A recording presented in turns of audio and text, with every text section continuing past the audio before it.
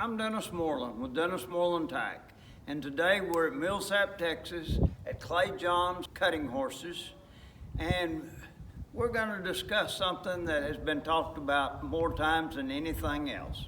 What bit do I ride on my horse?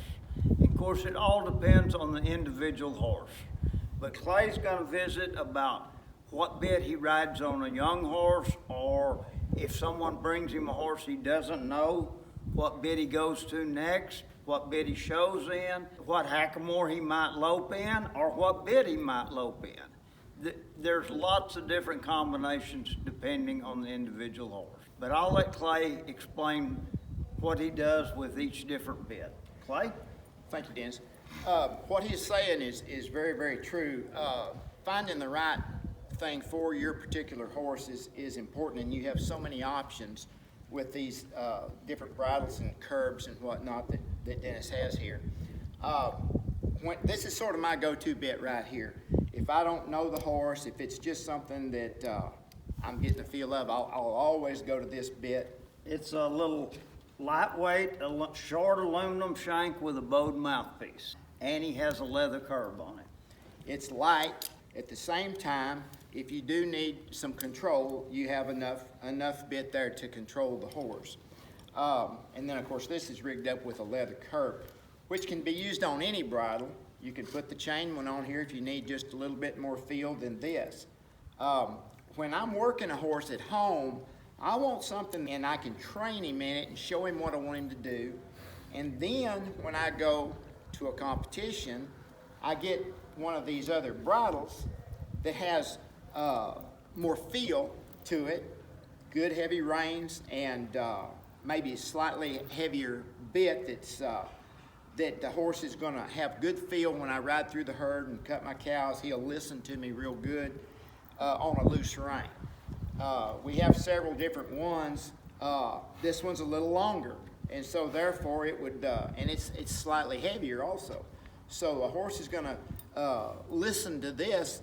Some horses that might be too much bit, some horses maybe not enough. You've just got to have several different choices, and you wouldn't necessarily keep the same one on him every time. You could switch around depending on how he was working that week or what you felt like you wanted to do. I like the hackamores for loping and warming the horse up, because I'm just trying to relax him for the first little bit until he gets the edge off of him, and then just the last minute or two before I show, I'll pick his head up a little bit in this bridle to let him feel of it, let him to know I've got something on there that he needs to respect and listen to. And at times at home then, I'll even work my horses in a hackamore. A lot of times if you don't have a show this week and you're just wanting to take him outside and keep him legged up and ride him, this is a very, very good option. It's kind of got a side pull effect here, which I really like a lot in training.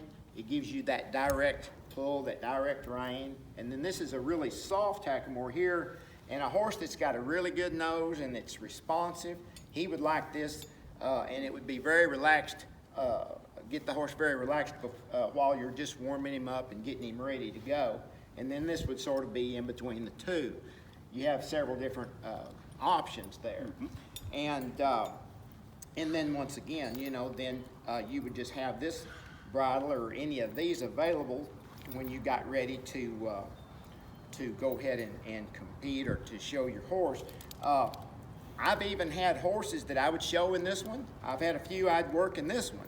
But it's all dependent on the individual. Sometimes the age of the horse, but the sensitivity or how much feel, we call it, if he has a good mouth or a good nose, then that's sort of the old terminology we used to use.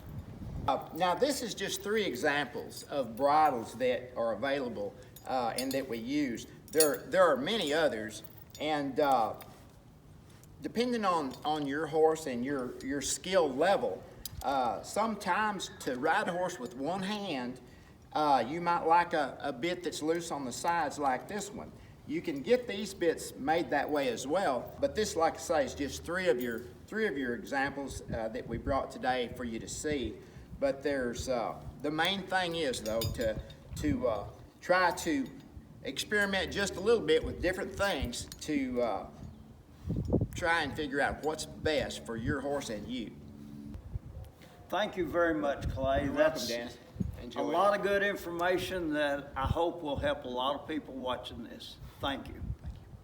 For more tips and to take a look at some of the country's finest handmade tack, log on to dmtack.com.